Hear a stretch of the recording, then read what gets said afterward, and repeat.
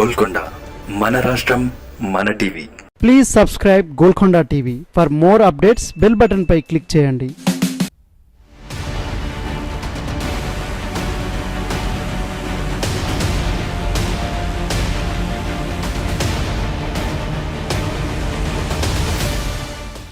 ఏ రాజకీయ పార్టీకైనా బలం ఏదంటే కార్యకర్తలే.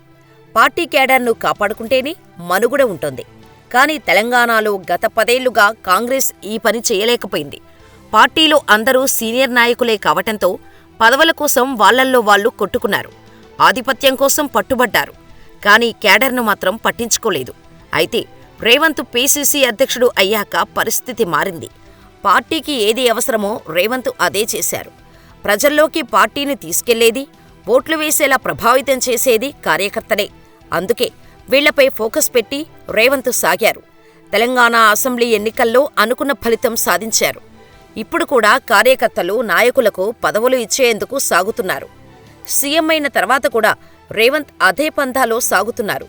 పార్టీలోని సీనియర్ నాయకుల కంటే కూడా కార్యకర్తలకే ఎక్కువ ప్రాధాన్యతనిస్తున్నారు. ఇటీవల జనజాతర సభలోనూ ఇదే విషయాన్ని స్పష్టం చేశారు. ఇప్పుడు లోక్సభ ఎన్నికల నేపథ్యంలో కాంగ్రెస్ తెలంగాణలో ఎక్కువ స్థానాలు గెలిచేలా మరోసారి క్యాడర్ను రేవంత్ నమ్ముకున్నారు.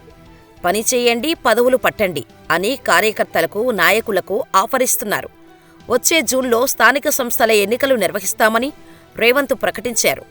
ఇందులో పార్టీ తరపున పోటీ చేసే ఛాన్స్ దక్కించుకోవాలంటే ఇప్పుడు లోక్సభ ఎన్నికల్లో పనిచేయాల్సిందేనని రేవంత్ తేల్చి చెప్పారు.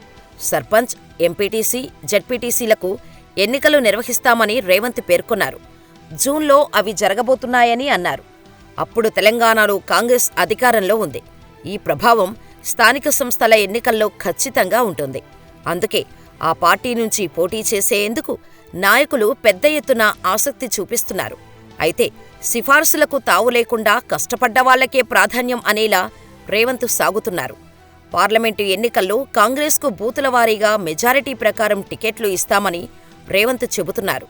అలాగే ఇందిరమ్మ కమిటీలను ఏర్పాటు చేస్తామని, పార్టీ కోసం పనిచేసిన వాళ్లకే ఇందులోనూ అవకాశం కల్పిస్తామని రేవంత్ స్పష్టం చేశారు.